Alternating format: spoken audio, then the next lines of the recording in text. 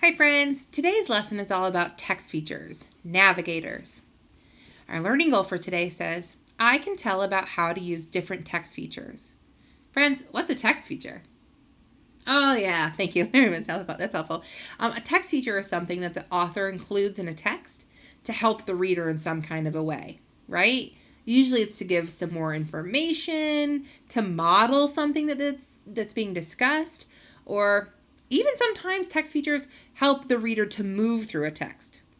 Those are actually the type of text features we're going to be talking about today. We're going to be discussing navigator text features.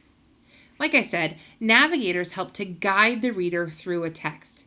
So it kind of organizes things and tells the reader, hey, come this way or go here if they want more information.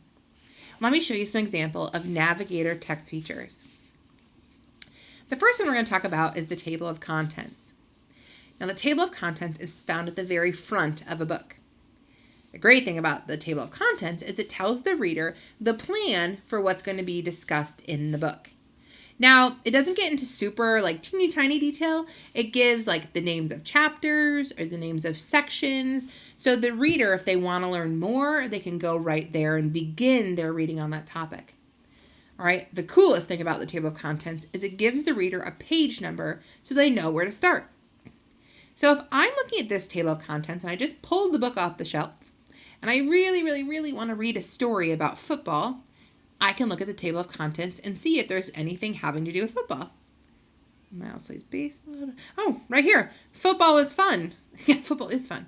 All right, I want to read about that. So I'm just going to follow in the line and it tells me that football is fun starts on page 7. So I would turn to that page and start reading. Table of contents is great because at the front, it kind of sets up what's going to happen in the book, and then it tells me where to begin my reading. Awesome. Another cool navigator is a heading. The heading is going to be found at the top of a page or a paragraph. And it's going to tell the reader in bold that, hey, I'm important words to read. And the reason why those words are important is because it tells the reader the plan for that specific section or that page. So if I'm looking at the example, I see rescue dogs. Okay, those are the bold words at the top. And then underneath that should probably be discussing, rescuing dogs, right? Let's read and see if that's true.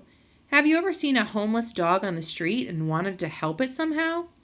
Rescuing a dog can be a tricky but rewarding task. Okay, yeah, so the heading is right above there. It says rescue dogs, and underneath it, it talks about rescuing dogs. So that makes sense, right? Headings are super helpful when we're looking for something specific that's being discussed about a topic. All right. Another text feature is the index. Now, the index is similar to the table of contents, except for it gets a little bit more specific. The index is found at the back of the book, and it helps the reader to search for something pretty detailed within a text. Just like the table of contents, it has page numbers too. So say I wanted to learn about the catcher in a baseball game. I could look in the index and say, all right, well, I probably not the title of a section probably wouldn't be catcher. It wouldn't be talking about the catchers, but that might be a detail that's discussed maybe when they're talking about the different kinds of baseball positions. So I can look right here. Oh, the catcher is discussed on pages 10, 13, and 25. If I were to go flip back through the book to those pages, they'd be using the word catcher somewhere on those in that section. So the index is really helpful if you're looking for something more specific. Oftentimes, the index are filled with keywords that are in the text. Now, this text feature is interesting because it's a text feature that we find online. So it's a digital text feature. This text feature is called the hyperlink.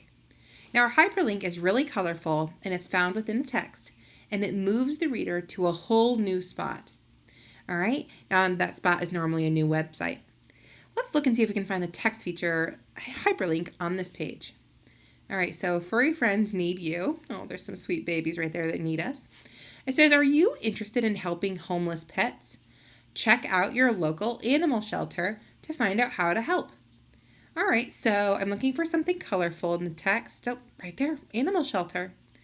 Now, if I click on that as a reader, it's going to take me to a whole new spot, And what do you think I'm going to learn about on that page? Yeah, an animal shelter. And according to the text, it says check out your local animal shelter. That's probably what I'm going to find more information about. Hyperlinks are super helpful. Guide words are another text feature that are also very helpful for a reader. See, the guide words are at the top of the page, and again, they tell the reader the plan for that page. Now, guide words are usually found in a dictionary when we're trying to look up the meaning of a word. Now, say I was trying to look up the meaning of the word burrow. It's like, what is a burrow?